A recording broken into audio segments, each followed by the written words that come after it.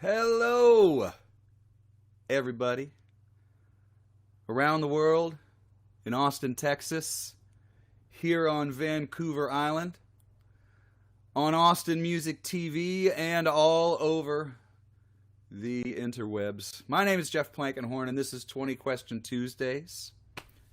And I basically started this little thing, whatever you call it, because everybody was locked down and bored, and I wanted to have something cool to do, so I was getting on Tuesdays at what is 11 a.m. here on the Pacific Coast, and asking questions and doing a workshop with guitars and slides and mandos and talking about the business and the writing and the fun and the not so fun. And it turned into something really, really beautiful, and I really enjoy these. And the questions I got varied from everybody from people who don't play music at all and just enjoy it to people who are just, we always have some real ringer, great musicians come on and ask questions of their friends. And the conversation was pretty hip to me. Austin Music TV came my way and approached me and said, hey, would you like to broadcast this on our channel? And most places in Austin, that's Channel 16, and on ATTUverse, it's Channel 99. And we've been doing that now. So we take questions from the audience who's on the various web stuff, Facebook, YouTube, Twitter right now. And I get a bunch of questions from them, and I write them down analog. And then we have guests. I started having guests because of this great app that I'm using. And it's been really, really cool. And I love that I can welcome people in real time and get questions in real time. I can say right now, hi, Peter Blackstock. Welcome. I'm glad you're here. Mark, good to see you as always. And I love those dog videos that you've been sending me.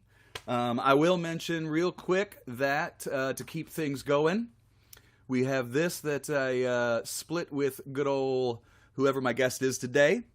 And it's much appreciated for underemployed musicians to keep us going right now. It's a thing. And so thanks for that. But without further ado, I'm going to introduce my friend. And you all know him from the South Austin Moonlighters as well as... it's cool. It's my first... Last week we had my first drummer. This week I want to have a bass player. And Lonnie Treviño Jr., everybody welcome him now. Hello, Lonnie. Hi. Oh, you sound fantastic. I have no idea. One thing I'm not really good at yet, because, this is a very, very high-tech operation. Everybody knows this. Channel 16 is showing black. Well, I will check my setup to see if I am going. I am going to the RTMP, so hopefully they will get it figured out. Sorry about that, Steve. It's me. At least we're on the webs. But that's one of the things about having the chat right there is we can find out in real time if we're messing something up. Lonnie, it's good to have you here, dude. I mess up a lot of things. Yeah, I like to say I have that effect on a lot of streams. A lot of live streams. I have a lot of chats. A lot of web things. Yes. So before we get started and we go through these super cool questions, just tell people a little bit about yourself. Now, I of course, everybody in Austin kind of knows you from the South Austin Moonlighters, but before and during and what else have you kind of just, give yourself a brief synopsis that doesn't feel too weird? Well, I know it can be. I moved to Austin, Texas in '93. At the time, I was living on South Padre Island, of all places. Ah, yes. And I joined a band that was newly signed to Geffen Records called Language House. Mm-hmm. And we soon thereafter got dropped almost immediately. So I stayed in Austin. It happens. Yeah, and we know it happens. Started playing around town, kind of just trying to figure it out. Discovered the Black Cat on 6th Street and frequented that place. And I met with some like-minded people. We started doing this jam on Tuesdays, I believe it was. Appropriate. It was called Jumbo Shrimp. We because because Paul I didn't remember Sessoms. that. Yeah, well, this was way before your time, young man. Oh, fascinating. I didn't know there was anything before my time. Yes, but Paul Sessoms, the owner of the Black Cat, often served hot dogs, in which he wasn't supposed to. I think he got fined a couple of times. But so we thought if we named the band Jumbo Shrimp and we put it out in the marquee, people would think it would be free food, so Oh, they that's would show great. up. Because there's the bands that have called themselves free beer and things like that. Exactly. It has worked. I get It, it. it, That's it a did. little bit more subversive. Yes, it did. And we each had a shrimp name. And I was dubbed Popcorn Shrimp. That's right. That's why Yeah. you still get popcorn. That's exactly right. Yes. Now it all comes to light why people call you popcorn. There are people who only know me as Popcorn, which is very strange. Well, we don't have to go through all of my nicknames. It would be awkward. Yeah, and from there I played with several different people here and there, and then I joined the Heebie Jeebies with Right. Adi Hernandez, and then I brought in Cecilia Ruiz on drums, and we did that for several years. And from there I went to Cadillac Voodoo Choir, if anybody remembers that. Mark Proct was our manager, who still calls me to this day. He's a darling friend. And from Which there, you don't always get with managers. We can just No. put that out there. We can put that out Absolutely. there. I think the Austin bands have been pretty lucky with managers in that sometimes they actually give a hoot beyond the financial and beyond, and they care beyond when they're not working even. And Mark Proc's one of those guys for sure. I've had managers since him, and he's by far the best manager. Well, there and you go. cares. He cares. I hope he's listening. I hope he is too, because he means the world to me, and he always thinks of me, always, and he calls out of the blue, and I sure do appreciate it. So then after Cadillac Voodoo Choir, I got approached by Monty Montgomery, who was looking for a bass player, and I toured with him for 3 years. From there, I played with some different little cover things just to make ends meet, and then I moved to Los Angeles to become a rock star. It didn't work. No, it didn't work. But I did end up going to school there. I got a grant from the state of California, which was amazing. And I ended up going to engineering school, which I've completely forgotten everything from there. And I realized right at that time I was like 40. So I realized that whole engineering, new to the game, going to studios was a young man's game. I mean, It's a different bag for sure. it is. And It's had an I art form into itself. indeed, and had I known better, what I know now, known then, I would have taken that grant, $10,000, and just gone to a studio and said, "Here's $10,000. I want to buy in as a partner, a silent partner, and teach me everything y'all know, and I'll be a part. I'll bring in projects." Yada. And everyone I've talked to since then about that, they're like, "Hell yes, I would have done that." Hindsight being 2020, just to cut in, Always. hindsight being 2020, the only grant I ever got was used for rehab, so you can feel better that's about nice. your choice. It seems like but it's working No, it out was a for good you. choice. It was still a good choice, and thank God we live in. Thank goodness we're Austin people for that. So now you join the South Austin Moonlighters. Yeah, we started. I'm a founding member. Phil Hurley and I are the last founding members of that band, and We're doing it was these things while you say that too, because I want people to know. Oh, So there keep it is. going. And Technology. almost 10 years we've been doing that. Right and on, man. How many albums? 1, 2, 3, Isn't that 4. funny we have to count four Four, albums. And one Mostly original negotiated. music. Mostly original music. There's only one. The live at the Saxon Pub has 50% cover, 50% original. But just been. I've toured with Mike Zito. I've played with many people, including Sonny Landreth. I've been a working professional bass players for 34 years, and I'm very proud of that. Well, as you should be. And I told people at the beginning who are just tuning in that this was something that I started as just like having conversations, doing a little workshopping with people who were kind of locked in because of the pandemic, and Indeed. trying to get people talking about music and stuff. And I quickly realized that it would be more fun if I really varied what kind of cats I had. And quickly, somewhere along the line, I was like, well, whether you call them a side person or not, Yeah. to have different instrumentalists and to have different people who are involved. Somewhere down the line, I would like to have a publicist on. Somewhere down the line, I'd like to have a manager on. But right now, what we have that's really great is somebody who focuses primarily in their career on bass guitar. And it leads to some of the questions that, because we've already got some really, really great questions that have come in. But right there, you can see that you've got SouthAustinMoonlighters.com and the Patreon there. You mentioned one thing that I do want to mention is that's at the South Austin Moonlighters Patreon. Just before I forget and we get into the questions, at their Patreon, you do like a weekly vlog that is only available there. Is that correct? It's monthly, and It's monthly. We were doing it bi-monthly, I think, but we started doing it monthly. Yes, it's exclusive to Patreon. It's called Riding in the Band Van, and we just kind of talk like about. That title. We clearly we're not in the band van. Not anymore, but still we want to be. Yes, exactly, and that's the whole premise of it. And we just kind of touch base and let people know how we're doing. I live in New Orleans, Louisiana now, so I don't get to hang out with the guys in the band as much as I would like. But it's just a way for us to stay connected. We have a meeting, a band meeting, and then we push record, and then we just kind of talk about stuff that's happening and things that you can do as a patron to help in any or what you receive, all the things, and just basically just talking like we would do in the band van.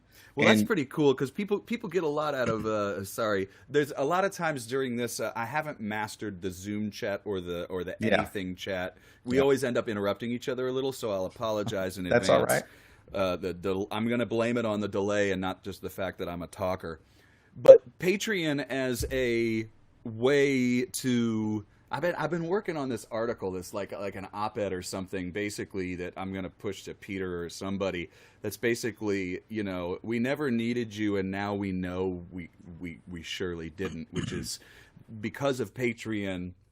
There's so much original music being put out on a regular basis that has nothing to do with anything but connection directly from band to fan. And it's a beautiful thing. Yeah, and I think that's one of the things, and everybody I know who's become involved with my Patreon or another Patreon or yours or Guy Forsyth's or Sela's or anybody's is like, wow, this is really great. And talking to people like, riding inside the van, sort of saying, how do you say it again? Riding in the band van.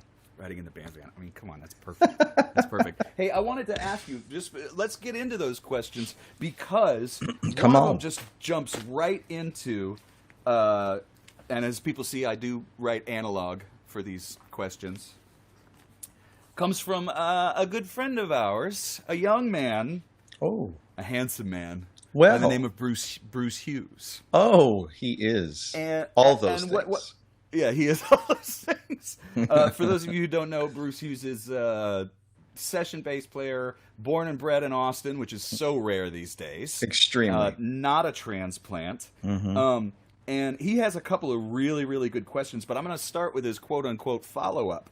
Because he says, do you feel your bass approach has changed from living in New Orleans and being exposed to the different forms of traditional bass there? Now, Bruce has spent some time in New Orleans for sure, and gets a lot of that. And he's specifically talking about things like people who don't know New Orleans music. A lot of times bass is tuba, whether not just second line stuff in the street, but a lot of times it's tuba, and a lot of times, if you're thinking about the left hand of organ, or exactly, or Hmm. piano left hand, All of even. it, yeah. So how much has that kind of seeped into your playing since you got there, or is it a thing you kind of, or you still kind of like, nah, I've been playing for 30 years, I play how I play. Um, Truth be told, I have been a fan of all things New Orleanian for since I was 21. I'm Yeah, 52, yeah. and so I had all of that had already kind of seeped into my playing. Uh, Ah, what was the so first New Orleans stuff that you really got hip to?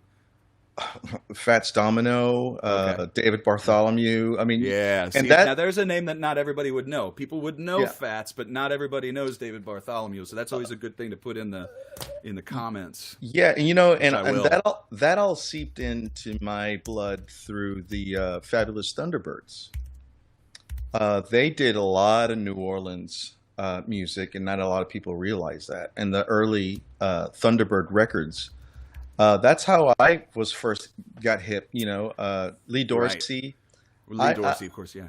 yeah, I've and Alan People think of Toussaint. Mac, yeah, people think of Mac Rebenak kind of right off the bat. They think of Louis Armstrong, but Yeah, and sometimes even if we're lucky, they're thinking of the Meters, yeah, and anybody from the Neville family. yeah, But you're mentioning some good people that we can put in the comments and really, really hip some people to some stuff from NOLA, you yeah, know. yeah. That's Um, exactly so, right. so having to do with the bass playing, did Hmm. that kind of stuff kind of seep into other bass playing? Was it something that you Oh could yeah. use if you were backing up a songwriter like Monty? Oh, absolutely. He hated it, but Really? Okay, yeah. tell me why. Well, he He's got his own likes. bag, and that's a thing. Absolutely, there's nothing wrong with it. He just didn't. When Phil Bass and myself would talk about groove or, Yeah. playing Feel. behind the beat, feel, all that kind of stuff, he would go, "What are you guys talking about?" and stop it. I don't like it. I don't like any of what you're Really? saying. I don't like it.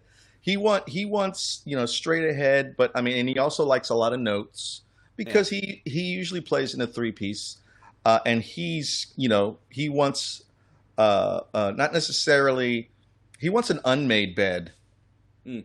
to play over, and which is it's worked for him for And what you mean by decades. an unmade bed, for those who might not know, is potentially like you don't have a set bass line that you're going to play every single night. You're going to feel a little bit. Is that what you mean by unmade bed? No, he want just when I mean like when you make a bed for all the music to lay on, it's usually more groovy, it's more laid back, it's more in the pocket. Not a lot of notes. Yeah, exactly, and he wanted more, in your face kind of stuff going back and Which forth makes between he and. sense with a trio. Absolutely, and it works for him, and Yeah. it worked really well for him. And I learned a whole hell of a lot playing with Monty Montgomery, and he's still a dear friend. And it's what he was looking for and what he was hearing in his head. So it didn't necessarily work, What about with but the Moonlighters? it works very well, I think, because I write all the bass lines. So your influence becomes a little bit more Uh-huh. paramount. But that's a really good thing also for people who are listening who don't necessarily know. A lot of people who haven't seen behind the curtain, who might be watching this right now, might be going, well, how do they know just how to play on a song and what choices do they make? And that leads to some other questions that we might get hit to from some other bass players. Yeah. Like, for instance, GPAT, our good friend Glenn Pat Harris, bass player from Austin, fantastic. He Mm. asks, uh, uh, "What's the first thing you listen for when you're playing with a drummer that you have never played with before?" And that's something that really, really happens to us. And I think that, me being a side person, I know what I listen to, to make sure that, I mean, I want to keep the gig. I listen to the words because I Hmm. don't want to play over the words. And I don't want this lead person who I'm filling behind to be like, oh, God, he's just playing and playing and playing and playing. But Yeah. then you also talked about how you play more in a trio setting because you're filling out the sound. Yeah. But I love this question about playing with like a drummer that you've never played with before. You walk into a gig, you got a drummer you've never played with before. He Hmm. says, "Who takes charge?" In your mind, Man, tough question. it's a it depends on the Situational. Well, no, it depends on both the bass player and the drummer and how much experience they have. Yeah. Number one, and for me, the space, the spacing and where the bass drum, the snare drum, and the hi-hat, where they land tells me what kind of drummer they are. Mm. And if they are a drummer that play behind the beat and find pockets, and there's a thing called playing like an egg rolling. You know, it kind of does this kind of Yeah. loopy thing, and so that is my For sure. favorite type of drummer playing. But there's other people who play it on top of the beat. Right. When there's a drummer probably not as experienced and is wanting to take charge and take control, I tend to just play less and just play with him as best as he's allowing me to. Diplomat hat. You get your diplomat hat on, right? Yeah. You're like, you know what? Am I going to make waves right now? Yeah. With this young inexperienced drummer, or am I going to really, really just like make this work? Yeah. You know. And don't get me wrong. In my younger years, I probably would have fought it, and the ego would have taken over. But you know, half the time it's not even worth it, and you probably won't play with that guy ever again. Well, yeah. And if you do, then you learn. You know. I have a good story of I was at Momo's, and one of my favorite bass players in the world was playing with me, and he was really annoyed because I got this drummer that he just wasn't grooving, and he was a super nice cat, and my bass player was looking at him during the song and going, "One." Mm-hmm. One, and for those who don't know, he was trying to tell him like this is where the one is. Oh, I made Alice come here, Alice. I made her very upset with that. Yeah, She you got did. worried for me. Oh, But I basically after the show I said, hey man, you know this guy came and played on this gig and he's such a sweetheart, and you know you're kind of harsh on him. And my friend said, well, he's disrespecting your music. And I love him for that, but I was like, hey, man, it's Momo's on a Wednesday. You know, exactly. And like, really, like, I want to play really great, too, but, you know. So you pick your battles as far as that's concerned, right? Well, you know, when people in the audience see stuff like that, it's not... They notice. Yeah, it's not real comfortable, and they don't notice the flubs, but they notice the emotions and the facial expressions. Exactly. And it's so hard for us to get that through our thick skulls. Yeah. They don't hear when they see us grimace when we make a big clam, and they're like, what? I didn't even notice. You know? Most of the time. Sure, I do love that question, though, because I do think it would be situational. Like, okay, so how about, here's a good corollary to it, or a good off. Let's say you were playing with like a famous drummer for the first time that you've loved all your life, but you'd never played with him or her. Mm-hmm. And then you walk in. Mm-hmm. I mean, like my gut would be, I defer. Yeah, of course. You know, if I walked in and I was going to play with Zig, you know, speaking of that is the original drummer for the Meters. So that's a good corollary. Okay. So I've always wanted to play with Zig. Sure. And if I was going to play with him and I walked in, luckily, I'm a guitar player. I could just wait for my spots. Mm-hmm. But on bass, what would you do? Man, I would listen. Yeah, I mean, I would definitely, feel it and defer to the original George Porter line or whatever line was on the recording, or original. He's got a lot of new music. It wouldn't necessarily be that. Yeah, might be something you don't know. And I know, and I know his touring bass player. Of course, he lives here in New Orleans. But well, that's not fair. Then that's not fair at all. I keep a little bit of an idea. That's good to keep that in the back of your head, though, right? Well, yeah. I mean, but even still, let's just say I didn't, and he started playing. I would just follow and play as simple as possible. And then as time went on, maybe once you feel what's going on and where he's doing his fills and what he's doing tempo wise, then you can start maybe embellishing But even Yeah. then, there's a thing that musicians do when you're playing with them for the first time and you embellish, and they either go like, or they go, you know. So if you see this look, if you see Yeah. that look, then go back to just playing simple and just, you know, holding down the fort, so to speak. Being Yeah. in tune to a facial expression or a body movement Yeah. is another thing for somebody walking in on a gig. And Hmm. you know, it's an interesting thing. It can make you lose the gig like that. Yeah. You know, and it Hmm. also doesn't matter because there's gonna be people that you don't click with, Yeah. and it's fine. Yeah. You know, who knows? Yeah. You might click with them in the studio but not live, or Yeah. vice versa. You might not either and still be pals. Yeah. You know, And and it's sometimes it's not even about you. It's, oh, you go know, figure. Wait a second. It's not about me. yeah, exactly. That's such a surprise to a Yeah, musician. exactly. Sorry. I mean, because everything, I mean, it was early on in my career when I would be on stage and I'd see someone laugh in the audience. Yeah, I just assumed they you were knew. laughing at Yeah, me. had to be you. And My it, you fly's know, down. Something. yeah, something, They anything. didn't like that note that they didn't And even know was there.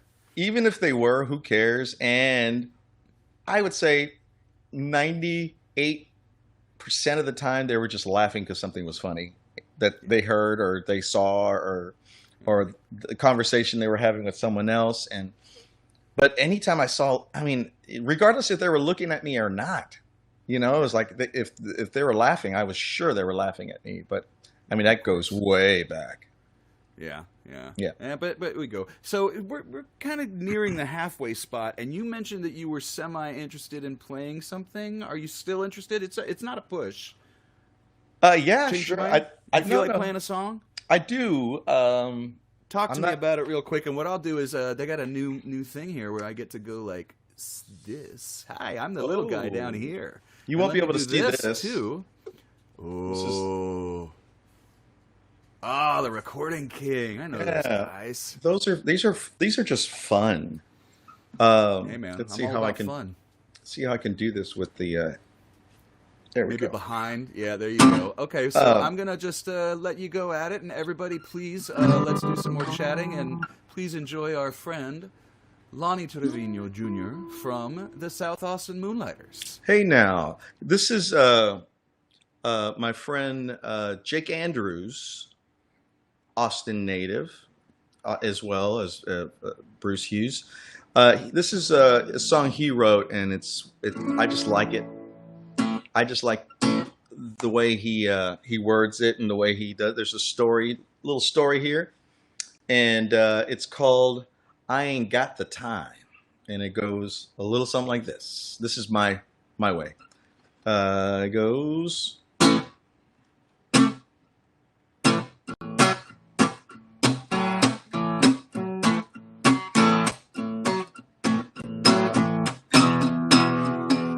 Rolling through the country, got rambling on my mind.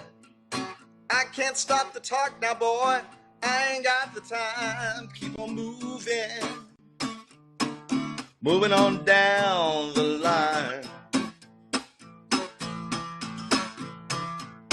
Devil does his business, and I ain't got the time.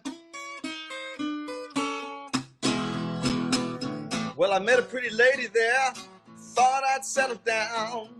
Still, I wasn't satisfied with everything I found. Keep on searching on down the line. Yeah, yeah. Devil does his business, and I ain't got the time. Headed on my journey now, looking for the end. I don't drink no whiskey, man, but I sure could use a friend. Keep on moving, oh, rolling on down the line. Devil does his business, but I ain't got the time. Oh, keep on trying, keep on moving. Keep on searching.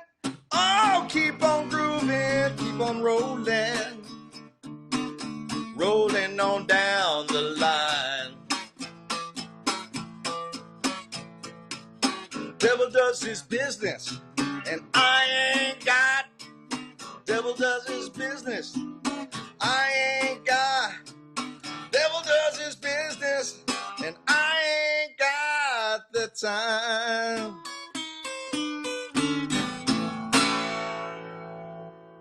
Yeah! I got to make it like this. Everybody here.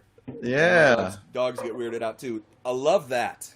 Oh, yeah, it's a good song. I like it a lot. And Casey Baker says, "Oh yeah, love the voice." Oh, that's Thank very you, nice. everybody, Thank for you. chiming in on the chat. We appreciate that. I like how interactive the show is. Hey, Casey had a couple of questions. Let's see if we can get to at least one of them. All right. Casey Baker is and some big applauso from Kate Howard as well. We do like the applause emojis because the only thing you're going to hear is me going, woo. Yeah. Oh, Ted, Yeah. Thank you. Lots of applaud from Ted as well. Thank you very much. Super cool song, man. And you do have a very distinctive voice, which is there's another question in here I'll get to on that. But my friend Casey Baker from up in North Texas, who is a performing musician herself, and you guys should all go check her out. I didn't just say that. You know what I mean. Yeah. So if you have the time. Exactly. Performing. How do you step on stage and focus on the moment? Now, she's real specific about... Oh, Clara Barksdale says, sounds awesome, Lonnie, because Jack Barksdale's going to be on next week as my guest. Yay! Woo-hoo! I love that guy. Me too. I've got some good weeks coming up. That young man is... He is very talented. Thank you, Clara. So Casey's question, she says, I overthink, I overanalyze, I worry about missing lyrics, which of course I do because I'm not focused. I find my mind wandering sometimes while singing. Mm-hmm. What are some tips to stay focused? I have no idea, girl. It happens to the best of us. Right? It's early on I was doing all the management and all the booking for the South Austin Moonlighters. Right. So, I mean, a couple of songs, I was counting the room. I was looking at the room. Who's coming? Who's, what's going on? Are people paying attention? Or, the whole time. And I would have my bandmate, Chris Beal. Yeah. He can see that. He can see that I'm just not there. I'm not present. I'm not present. And he'll come over and he'll kind of nudge me and smile and wink. And it usually gets me out of that funk. But, man, it's hard. That is a good tip. Yeah. I don't know honestly, that there's a real answer to that question. For some people, it is like to get a laugh. I mean, the old thing where people say, picture the room naked or whatever that, or in their underwear, I guess. And I understand that. But I know that in the studio, we've talked on here before, Scrappy Judd was talking about Stephen Bruton sitting down the entire band and like reading very, very seriously, saying, I have to talk to you guys, and then like reading a story from Penthouse Forum. Yeah. And then they all just start laughing because it's ridiculous and it's out of nowhere. I don't know why you had one. Whatever. But the point being, a little bit of humor is a really, really good thing, to not take yourself too seriously. Taking playing seriously and taking wanting to do a good job. But for instance, when we talked, you kind of gave me a vibe that a lot of bass player friends of mine that write gave me. I'm not a guitar player, you say. Yeah. Guitar, I think I can do it, but I sometimes feel like sort of not myself when I do it. I feel home when I grab a bass. Right? Sure, when I'm yeah. singing. Exactly. You never would have known that in a million years from what you just did. Yeah, I did really well. Right? So here's the thing. But that's the thing. So something made you just go, click, I'm ready to perform. Yeah. And we also have to be okay with making a mistake. Mm-hmm. But I really like if somebody comes over, maybe Casey, if there's someone in your band that's kind of funny, just walk over to them. Yeah. because you know they're going to do something to egg you on. I always know who the joker is in the band, and if I'm a little bit, because there tends to be one. Yeah. Sounds like Chris might be your guy. Chris Beal. No, he's actually the serious one. Oh, really? Yeah. He's the most serious. I don't know. Which is why he's the one who sees it, and he just kind of nudges me. He'll put his shoulder up against my shoulder and look at me like, "Hey, we're here," And then So, I'm buddy. like, yeah, absolutely. But it's real easy. Well, here's another thing that happens. I am always in game mode when I get to the venue, and a lot of times you're kind of intermingling with the people right before you play, and everybody wants to say hello. That's an Austin thing. Which is fun. Like at the Saxon Pub, we literally load in where people are walking by to go into the front door. They talk about that in that great movie that just came out. They talk about that specifically. True. And but it's a lot of other venues that you play at, there is a green room. You go in through the back, you walk onto the stage. You don't ever even have to go through the bar, Yeah. So being in game mode is easy then. But when you're in a place where people are coming and they want to say hello and they want to, express their thanks for you for getting ready to perform, a lot of time, because I'm in game mode, a lot of people go like, "Is he okay? Is he angry? Did I do something wrong?" They mistake it for something absolutely. else. And it's hard to explain that in the moment. Sure. But thankfully, my wife when she was around, the show, she was like, "Oh no, he's just in game mode. Don't worry about it. After the show, he'll be much better." And it's nice how having a partner is grounding. Yeah. Oh, absolutely. Well, and also just even when I am, screwing up or doing something really rude, she'll pull me aside and go like, "Hey, that was, rude." Yeah, watch out what you're doing there, happens, that. Right? Yeah, absolutely. Happens. To I'm the best human. of us. I'm human, and believe me, I've made many mistakes in life. Well, I could say, for honesty's sake, I had a friend once who told me, Kareem Abdul-Jabbar, that guy is such a jerk. And I said, what? And he goes, yeah, I met him once when I was a kid in the airport, and my dad asked him for an autograph, and he just walked on. And I said, his cat could have died that day. Whatever. Yeah. You met him one time. We get one chance most times. And I mean, boo-hoo, it is part of our job to be kind of like, it's part of the thing. But if we mess up once, then it's, that guy's a jerk. That gal is a jerk, whatever. Mm-hmm. So for all of you listening who don't play music for a living, please give us a break whenever you can. We do enjoy what we're doing, and we are super grateful. One thing I've learned on this 20 Question Tuesdays is everybody's so grateful to play music. Oh, absolutely. All of them. Yeah. Every person I've had, Bill Kirchen, Jamie Harris, Scrappy, Brian Mendez, every person I've had is so grateful that we get to do this for a living in any way. And those of us, and that's an interesting thing to segue into as well. How are you coping with the COVID and working? Now, I have, like you, a gainfully employed spouse. Yeah. So, the corny joke is I'm on wife support or I'm on wife insurance or something like that. But the truth of the matter is, who knows? As I was starting to adapt and figure out how to do all this stuff and get different ideas, how messed we would have been without a little bit of unemployment and a little bit of help. So how about you? Like, what are you doing you've had a show yourself for a bit. Yeah, I was doing live streams early on quite a bit, and performing or bass or interview or just performing. I was doing acoustic and bass, and it's hard to translate bass onto the little speakers of a computer, and it's not going to pull, right? Yeah. Yeah. So it was a little disappointing, and that's where I feel most at home. So it was related to the last question as well. Musicians, we're very emotional people. We take things really personal, heart on a sleeve kind of thing. Yeah, for real. I mean, it's not just lyrics. I mean, we're cutting ourselves open and showing you showing you the blood. And so, having to play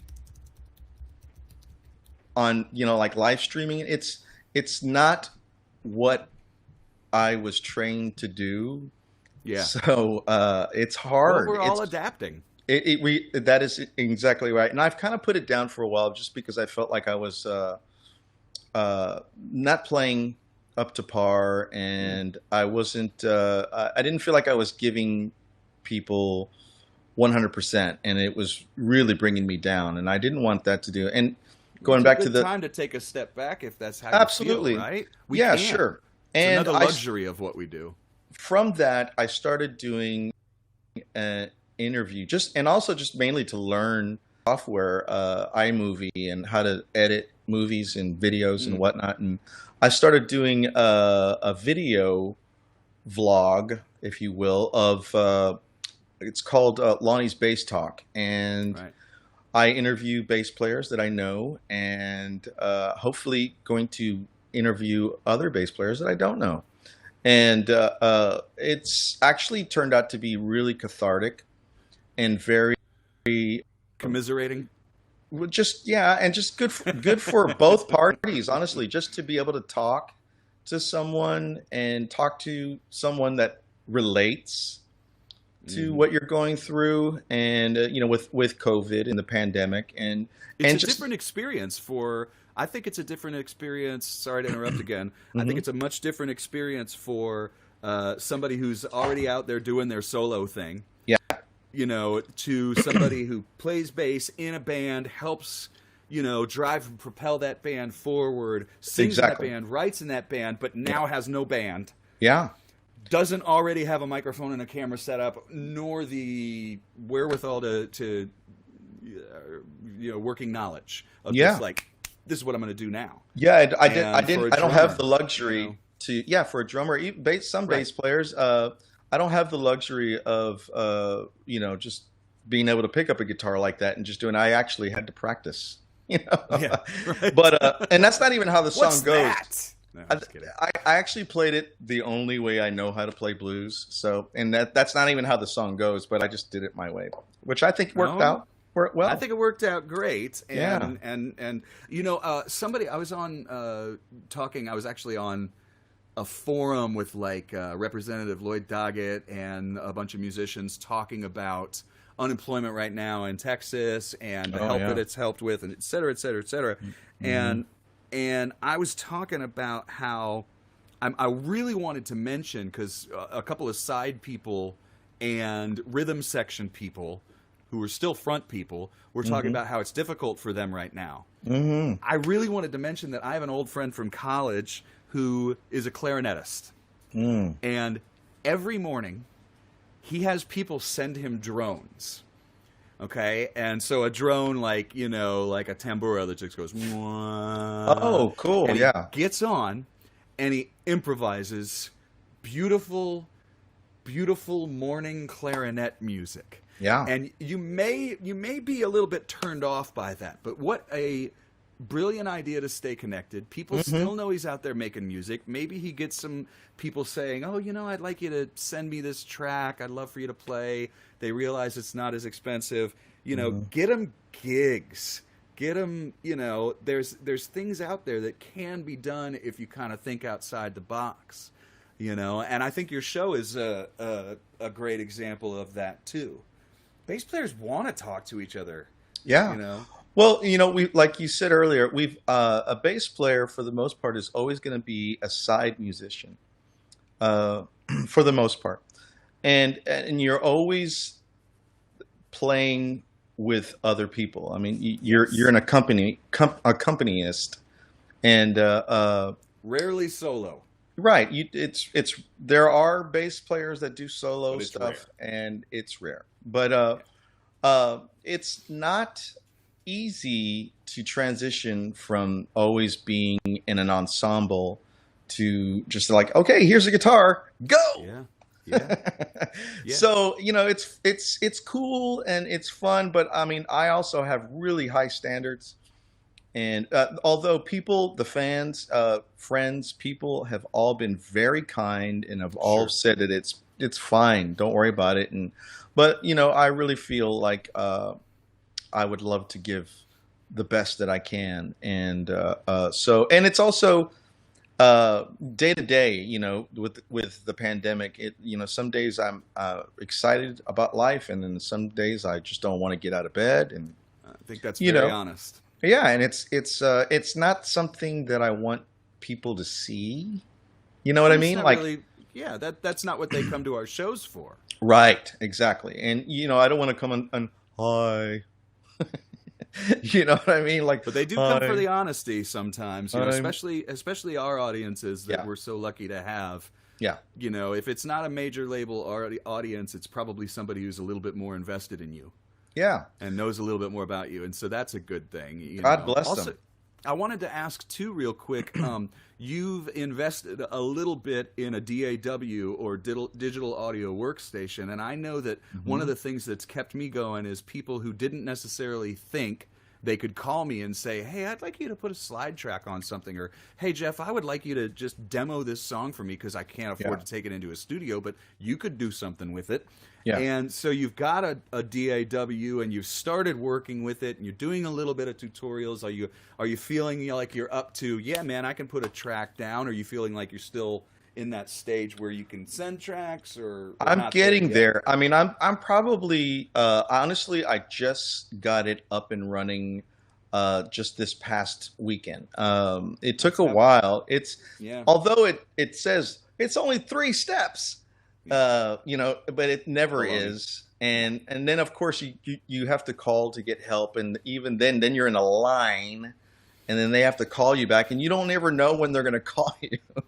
So you try to stay, available for that. And I finally have it all up and running, and I'm getting my feet wet with it. But pretty soon I could probably do a bass track and send it to someone fairly quickly. Keep it in mind, everybody. And I also, honestly, I just want to put this out there too, because you have a unique timbre to your voice, which gets me to another question. Because you have a unique timbre to your voice, I think that somebody who wanted a really, really great harmony.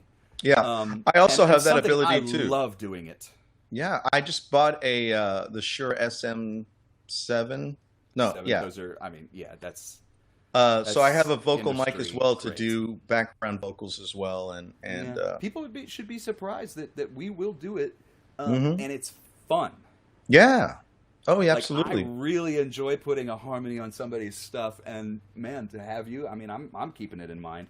Kate Howard had, who always gives good questions. Our friend Kate Howard, the Austin She gives woman. Good questions. She says, "You're one of the most inspiring singers I've ever witnessed." Oh, that's so nice. What part of your body does your voice come from? Oh, Lord. This is a PG show, right? Yeah, that's right. Okay, so you think it's more of like a gut kind of loins thing? We could say loins if you really think it comes from your loins. It depends. It depends on where I'm singing from, honestly, because I mean, there are times when I'm singing from here up, screaming, I'm a night train, that kind of thing. But then there's times when I'm, you'll never find. You get your Barry White going? No, that was what's his name? I forget his name. That's Teddy. No, who is that? That's Lou Rawls. Lou Rawls, Lou Rawls, my friend. But no, because I sing often from my diaphragm. So different places. Well, that's what trained singers do. Yeah, and it depends. It also depends on your monitors, how loud the band is. Yeah. Casey asked a monitors question, and if we're willing to go technical for a couple of minutes, we could. Yeah, we could. Peter Blackstock says Vandross, and Bonita says yes, it was. But I think you're right. I thought it was Lou Rawls. It's Lou Rawls. Okay. So Casey's other question, just to keep back, we're going to go back and forth because we got a few to try and get through. By the way, we will stay on line after we get off TV for a few minutes to make sure everybody's questions. So when we say goodbye to Austin Music TV, who I want to thank so much Thank for you. giving me the opportunity to put this stuff out there and to have these conversations, which I love. When we go off, we'll make sure that we stay on YouTube, and we'll stay on YouTube and Facebook and Twitter. Casey has a question with monitors. Yeah. She says, this is an issue, and I'm wondering if too picky. Audio effects can make or break me with monitors. I feed off what I hear in the monitor. What are some tips to be able to translate what I need to hear? She bought a TC Helicon Play Acoustic, hoping this would solve the problem. It works great to hear what I hear in my in-ear monitors, but the sound tech has a difficult time, so I end up not using it because they say it messes with the overall sound. Suggestions. Now, I know what I would say to someone who is, playing your average club, who wants to start working with in-ears. Yeah. What would you say? I would say learn the muscle As I sit here memory. with my douchey earbuds. Yeah, me too. I would say learn the muscle memory of what you experience when you're singing something full volume or soft or high or low, and just rely on that when monitors are failing you, because it's going to happen. It's going to happen.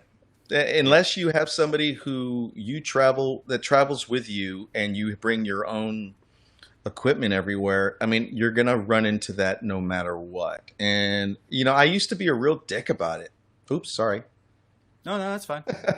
But I used to get really upset with sound men and be really, which does nothing for making the show go better. No, let's just cut the legs off of the person who's making us sound good. Yeah. Make them feel awkward. Now, don't get me wrong. There was one time when a sound man was trying to make me do something that was going to be uncomfortable for me, but it was going to be better for him. And I'm like, well, this sounds weird. This performance is for you or is it for me? I will definitely stand my ground, but there's at some point when you're checking your monitor and it's just not getting any better, you just go, you know what, I'll deal with it. Yeah, go with it. Right? You have to, yeah. I've even had shows where I took the monitor and I just looked down and I just unplugged it.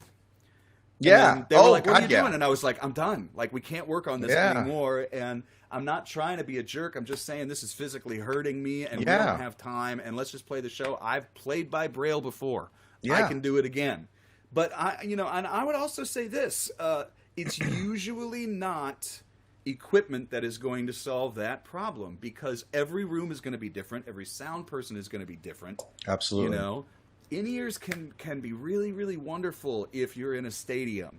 If you are in the local club, your sound person might not be comfortable changing the fact that they've already EQ'd the monitors to the room. And the other thing I would say to Casey that I don't know if you would agree with or not is the more effects you put in your monitor, the less likely it's going to sound great.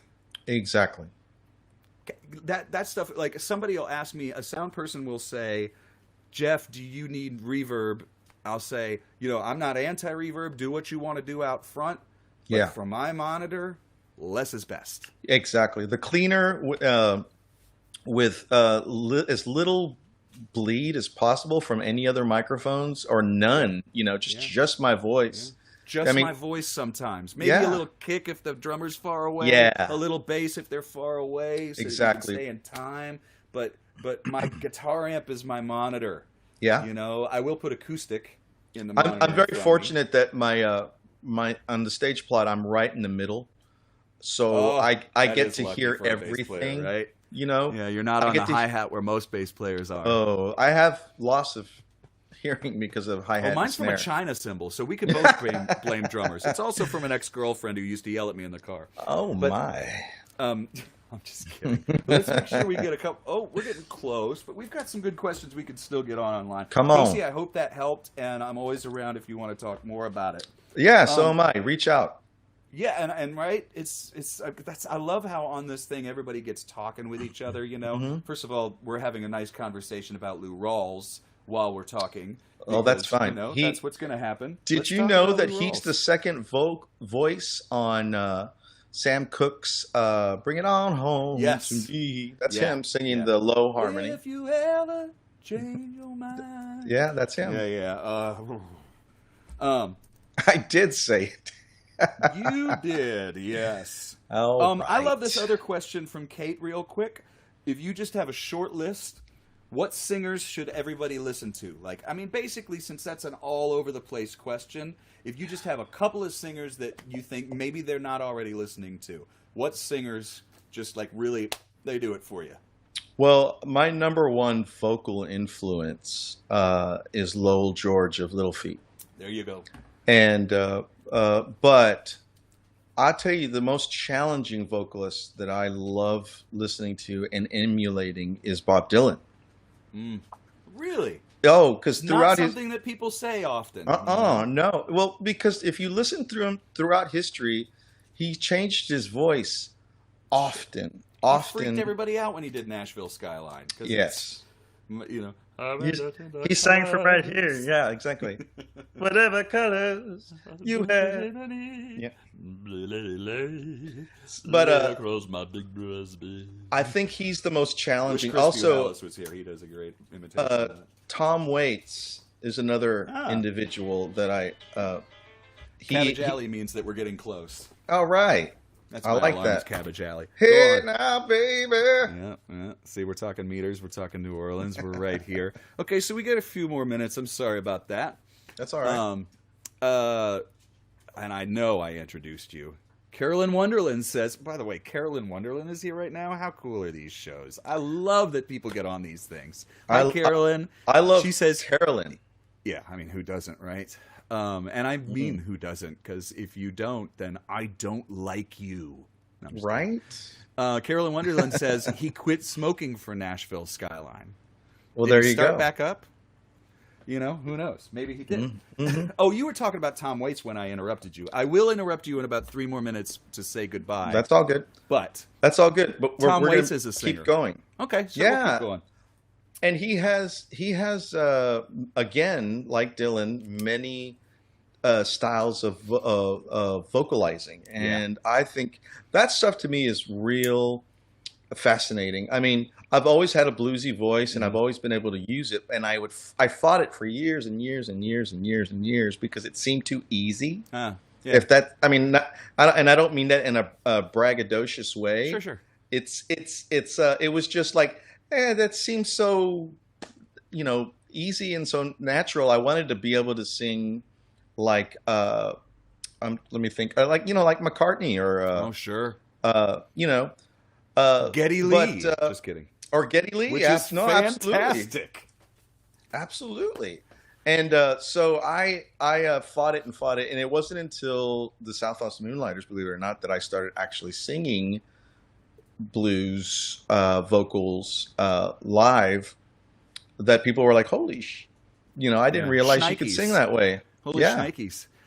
Peter Blackstock says both of those are really great examples. There's such a difference between having a great voice and being a great singer, in my humble opinion. It's true. That's another reason why one of these days I'm going to have Peter on here, and maybe I'll have Carolyn. Shayna Sands, who I also love, says Bob sings fiercely. I'm going to go ahead and do some goodbyes because we're going to be off of Austin Music TV in 1 minute, but we are going to stay online and answer a few more questions, so nobody go anywhere. Big thanks to Sheila Steele and Austin Music TV, Channel 16. Big thanks to everybody who's helping me kind of keep this thing going. And I really, really love it. And big thanks to Lonnie. And we have right here, the SouthAustinMoonlighters.com. We have their Patreon, which we spoke about a little bit as well. And for those who have forgotten, we do accept a little bit for the musician in us. the underemployed musician, and we're really grateful for that. So thank you to Austin Music TV, and thank you to Lonnie, and we're going to be off the air in about 15 seconds. I'm really grateful to have the opportunity to do this all the time, and we're just going to have Alice say goodbye this week. Alice says, Hi, bye, Alice. everybody. Yay. Goodbye. She says goodbye. Thank you, Lonnie. Thank you all. Sheila Steele is And- fantastic. I know. We are off the air Yay. on television, but we're going to stay online right now and finish up what questions we have. Beautiful. Sheila Steele, yeah. Kate Howard says Sheila Steele is a champion of musicians. I totally agree. Well stated. Well stated for sure. Let's see. There's all sorts of things going on here that I just want to mention because there's just great stuff being talked about. Ted Lundgren asks, is it easier to pick up a bass if you're a guitar player, guitar if you are a bass player? I would say, I mean, it's just, that is a really common question, but it's pretty easy to answer. And I know what my answer is it's kind of like those people that say, is it easier to play bass because it's just 4 strings? It's like, no, it's a different set of aesthetic, it's a different vibe, it's a different gig. It's got all these other concerns that you don't necessarily have playing lead guitar or rhythm guitar, timing, difference, locking in with people in ways that are much, much, much more important. I would say the sad answer from my perspective is, being someone who plays a little bit of bass and lots of guitars his whole life, no, it's just different as heck. It right? is. And so, same kind of answer from you on that? Yeah, everything. I echo everything you're saying. It's playing bass and singing is what I've done for 34 years, and it is. I'm at home doing that, playing this, just doing this like this, and singing is extremely difficult for me. There's that having but you that can play rhythm, a bass line and sing, which kicks me in the butt. I can't explain it, and I can't. Yeah. It's so hard, and I play it a lot with my fingers on bass, so it's a whole different mentality, to be completely honest. And it's annoying when someone has a budget for a song, let's say, in a studio, and they want to hire musicians to play this song, and when it comes down to it, they say, well, the guitar player can play bass, right? Yeah, we don't have to hire a bass player. And most guitar players will do it because they need the money. Yeah. However, I think, in my opinion, being a bass player, I think the song suffers, and I think most guitar players that are doing that would agree, but they're probably not going to say that. Well, I mean, and some of them do say it because, they get into a spot, and some of them do it because they like it. Like, for instance, myself, and I hate to say it, like, I loved playing bass on certain songs on my album, and was told by this bass player and that bass player, oh, no, not on that one, you got it.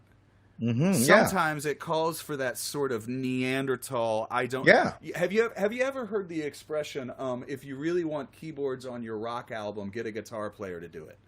Yes. And the reason is because they're not going to play too much. Yeah.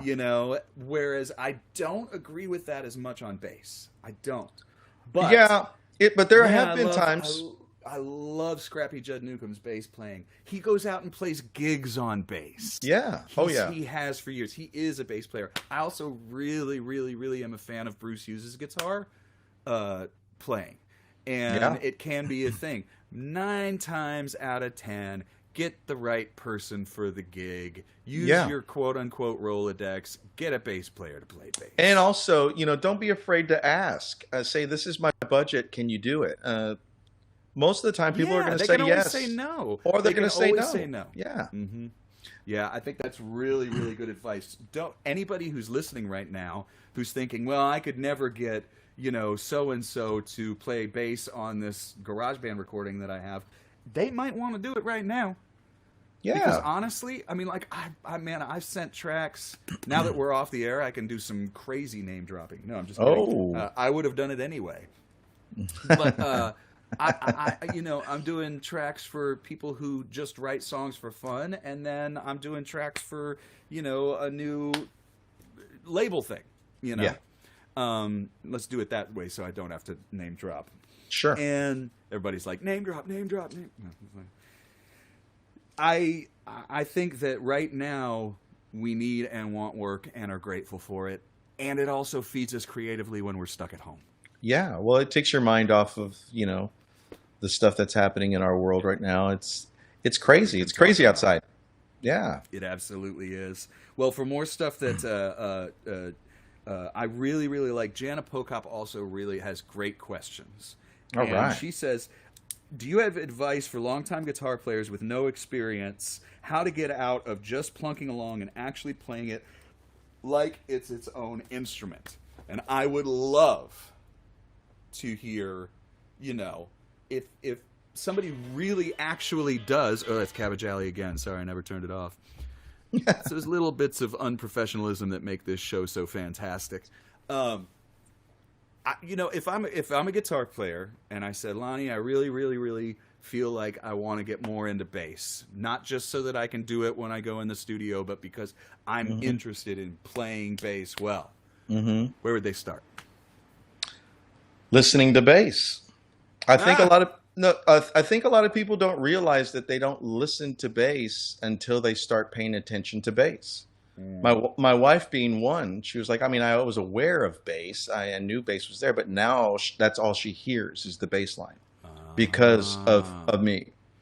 And so, yeah, feeling where the bass is falls in a song may not be what your natural instinct would be, especially if you're a guitar player, because guitar players play,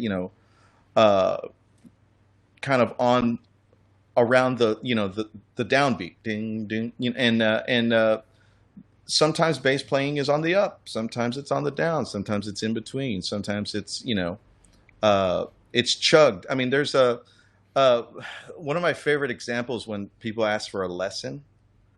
I say, this the U2 song. It's what is it? See the storm set in the sun. With or without you. Yeah. The bass line is just doom doom doom doom doom doom doom doom doom doom. I ask people to play that for me, and I go, okay, now record yourself playing and then listen to it, and I go, does that sound right? And they're like, oh, I think it does, and I go, okay, now listen to the song, and then they'll listen back, and they won't catch it right away, but I'm going, there's variance of velocity that's happening with each note. It's doom doom doom doom doom doom doom doom doom doom doom. There's a subtle phrasing. Yeah, there's phrasing and dynamics. Yeah, that's happening, and I said master that, and then come back to me, and once you get it, you will start hearing it all the time. That's really, really, really sage advice that I would recommend that people listen to. If you listen to the right hand, or you listen whatever it is, and the velocity, and you think that a bass line is just da da da da da da da da da, but it's not. It's da yeah. I have an example of that you might agree with. When playing with a bluegrass band, somebody would ask me to grab the upright bass, and I can play it from playing in jazz and stuff like that, and always picking it up, and sometimes being a doubler for the jazz band in college, I could play upright. Now, it's going to be different from music to music. If somebody hands you a bass in a bluegrass band, it's kind of like the mandolin is the snare drum. And so where you let go of the string and stop is a lot like where you do with country on a snare drum. Like boom, ka, boom, ba, boom, ba, boom, ba. Yeah. And so the same with the mandolin. Okay, so it's not thumb, thumb, thumb, thumb, thumb, thumb. It's thump, thump, thump, thump, thump, thump. That subtle difference drives the music and propels the music. And so all of a sudden, I'm listening to how the bass fits with the mandolin, which I never thought about. Yeah. literally Mm-hmm. should have been as a guitar player, a dobro player, a mandolin player, or whatever. Yeah. But all of a sudden, you're hearing these little nuances that are super super important. It might even sound harder than it is, but I loved your example of with or without you because there's only one thing they have to think about. Yeah. The four notes are not hard. Mm-mm. Now they're thinking about the velocity. Now they're thinking about what's being Well, yeah, it's accented like you're saying the left hand, muting the note. You're by using both lifting up the hands to do string. that. Yeah, you're Yeah. using. So it's practice and it's an art form in itself, honestly. And I think that uh, often people assume that bass guitar is easier because there's less strings and you're not playing as many notes, and Right. there's more subtlety in bass playing. Nuance. Yeah. And yeah, then I think in most, I would say saxophone or even trombone maybe are equal in that velocity and dynamics and being able to differentiate Yeah. different notes. I think it's very similar. Well, and good. I think that good guitar players tend to listen to that more on their Mhm. instrument, but don't think about it when they pick up another one. They don't Right. think about it when they think about playing a piano. They don't realize that a right hand of piano is you can have different tone by how you hit it Yeah. and how you let it up, and if you're going to let it sit there, or if you're going to let it go, if you're going to use a pedal, etc., etc., etc. Just to knock out a couple more, Randy D's had a good question. He said, you answered already. Who have you been playing with the last couple of years? Yeah. Two questions that you didn't. This is always a fun one, and it kind of goes to another question. I'll go this way first. Steve asked me a question: can a Strat sound like a Telly? And the reason that this goes to your next question is this. Yes, you can make a Strat sound like a Telly. Yes, you can make a Telly sound like a Strat. But that's why we get other instruments, because they're different voices. Hmm. And I mean, there's definitely Telly players out there that can really, really, really get. They'll never get that split pickup sound because it's only physically possible on a Strat. But Yeah. Telly players don't usually like that sound. But why Right. that goes to your next question for Randy D's is this. So, Steve, the answer to that question is yes, you can make a Strat sound like a Telly and vice versa.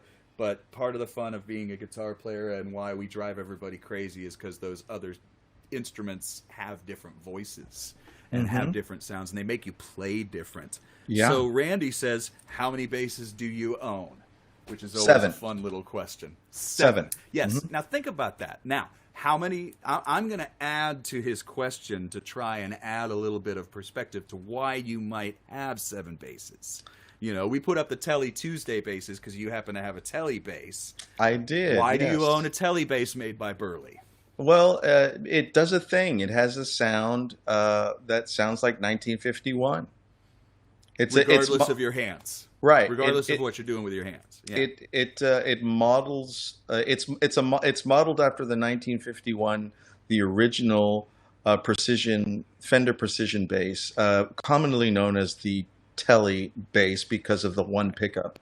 That's why it looks a little bit like it. Yeah. Yeah, and it does a thing. It's not versatile at all, and it's got a big fat neck on it, and it has two T a bridge, and it's almost like ceramic. I'm not sure what the saddle Material. is. Yeah, but it just does a thing, and it sounds That's what you mean different. by the two T's. The two T's are the bridge that holds the strings. Correct, There's a T on one side that holds two strings and a T on one side that still holds two strings. It's a little bit harder to keep in tune and to really, Yes. really, really, Yeah, you know. to offshoot that, they would kind of like skew it. They would make it a little diagonal and it helps, but To it's get the not. right string angle and stuff. Yeah, it's not ever Still a going little to clunky. be. But they improved. Man, what a tone. Yeah, and it does a thing, and it sounds like that. I mean, all those early to mid 50s rock and roll records, if it wasn't upright, it was probably a Fender bass, and Yeah. it sounds like that. That's why you would own something like that. Yeah. And why you might have different basses is very similar to why I might have different guitars. It's not just because they look cool and I want a different outfit. It's because I'm going to get another gig because of this guitar.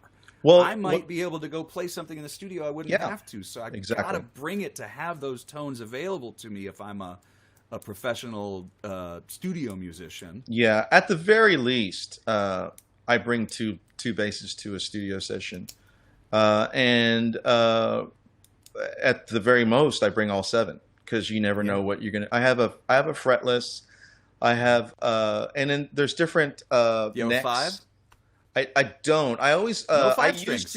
I used to a long time ago, but Roscoe Beck is a personal friend, and he's always let me borrow his basses, and they're so if nice. You need a 5. Yeah, he has his own line of basses. He does. He has Fender signature models, and so 5 and a 4, right? I think it's just the 5 and a 6. I want to say. Now 6 just freaks me out. Yeah, I just don't even know, But a 5, I do miss once I got used to having somebody, Yogi and G-Pat both have 5s, and so that low B ends up on a bunch of my songs, and I'm used to it being there. Sure. I once had a. Go ahead. I'm not as much of a fan of the 5, but there's sometimes when it's appropriate, and sure. I wouldn't. The reason why I got rid of it is because I just wasn't using it nearly as much, and I wanted something else. I think that's the best reason for all of us. Is like we're much more. It's not like we can really afford to have 50 guitars because I love the finish on this one. It would be nice. Most of us are more like, well, I need this one because I need this tone, and I know I'm going to get some gigs, and I know it's going to be right for this thing. Yeah, that's the reason that we might have, we don't have 5 Les Pauls. We've got maybe something that gets the Les Paul sound, maybe something that gets a DeArmond sound, et cetera, et cetera. Mm-hmm. And I really dig, letting people know early that that's kind of the thing. One question that I usually ask everybody that I haven't had a chance to, that I will ask real quick, because we're going way over today, is what's your guilty pleasure music? People here know that I'm very embarrassing. I'm really willing to say the things that, like a professional musician wouldn't usually admit to. Mm-hmm. Things that I enjoy, like, I grew up when I was like 4 and 5. My mom played Barry Manilow records all the time, so I'm kind of a secret fan-low. I remember all my life. Thank you. So, but what's your guilty pleasure that has like nothing to do with what you normally listen to? I'm also a big hip hop guy. I grew up on hip hop, so. But do you have any? Bill Kirchen said no because he feels like he's not guilty. Anything he likes, he likes. Yeah, well. There's not really anything outrageous or anything. I mean, I like. Sela said "Scritty Politti."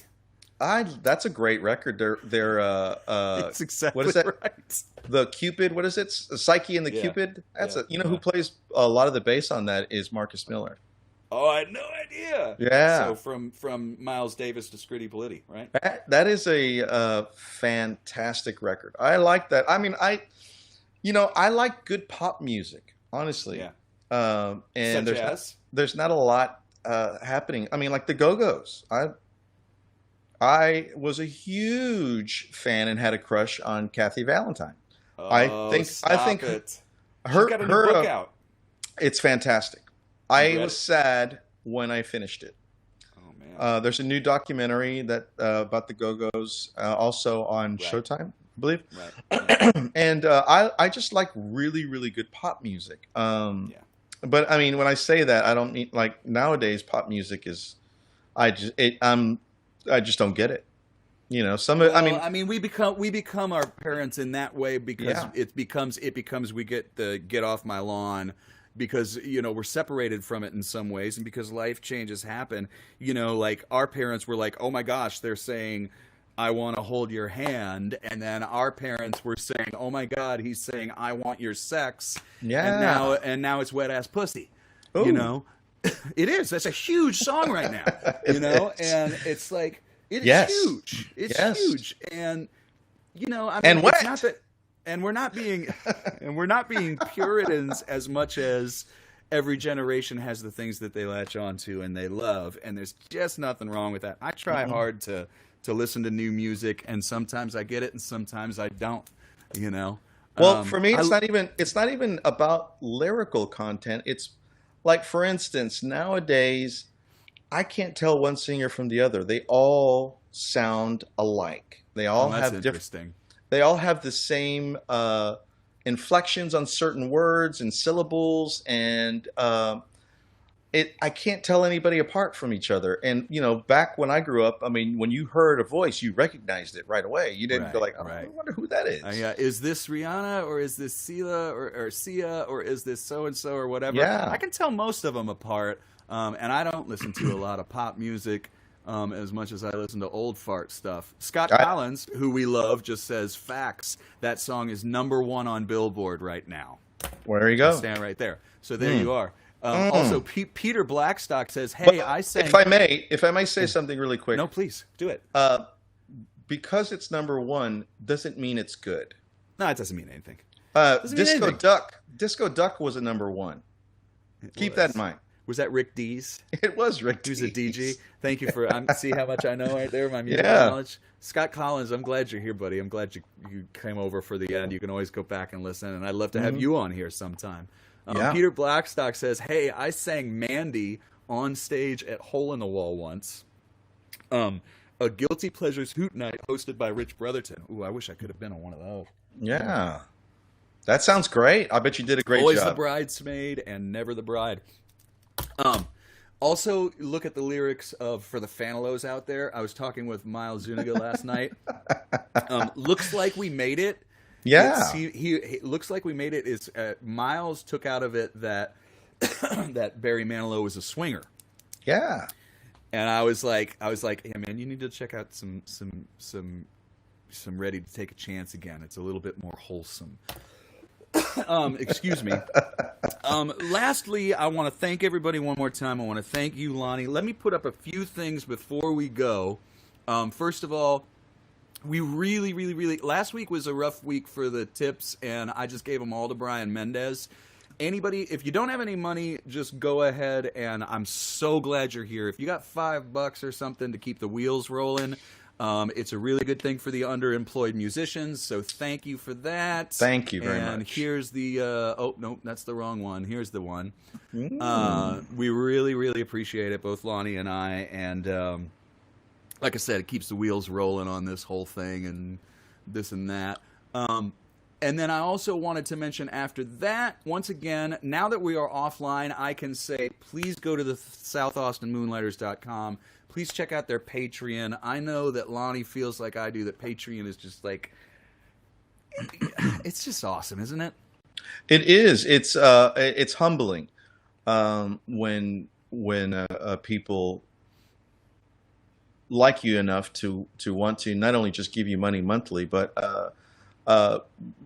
interact, and they want to, because there's Patreon, not only do you watch and listen to music, you can interact as well. There's a way to communicate with each other, and it's nice. And right now we need it more. Like I said earlier, musicians are really emotional. We're really a hard on our sleeves type of people, and when we don't have that interaction with the audience, which is what I've always been able to, count on, there's that give and take, that back and forth that you get with an audience that is very much like a drug, honestly. Sure. It's you crave it. And you crave it and you miss it when it's gone, and you want it, and and like drugs, you're in a dark room. And we're talking about the good side of Patreon right now. The good side of Patreon, and also I always forget to mention two things after thanking Lonnie and thanking Austin Music TV and thanking everybody online for the tips. I always forget, next week my guest is going to be young guitar phenom 13-year-old Jack Barksdale. After that, we have Nakia coming on. Oh, how and good. We have some other people that I want to have on that are in the lineup. Some people who've been in the chat today I definitely want to talk about. I always forget that I have a show tonight right after Miles Zuniga. Miles Zuniga's Tuesday with Miles is at 7 p.m. Central. My From Here to There is right after that at 8 p.m. Central because I moved to Tuesdays. And thank you so much. Really, really had a great time with you, Lonnie. It means the world to me. Lonnie, stay on with me. Thank you. Everybody else, take care. Thanks for doing this. Yeah, And, Jack Barksdale has wrote my favorite song of last year. Wow, which one? Or actually this year, I think maybe he wrote it. It's called Friends and Strangers. Oh, yeah, he wrote that. Yeah. He's Oh. got a great thing you can go check out. He's a great guy to co-write with, man. I've co-written 2 songs with him now. I need to because It's a blast. He's a joy. He's a joy. He brings that thing. Yeah. Okay, cool. So next week we'll see you there. Lonnie, thank you so much. Everybody online, we all love you. We miss you. Take care of each other. Vote like your life depends on it. Oh my God, and please. we love you all. We love you all. Okay, bye everybody.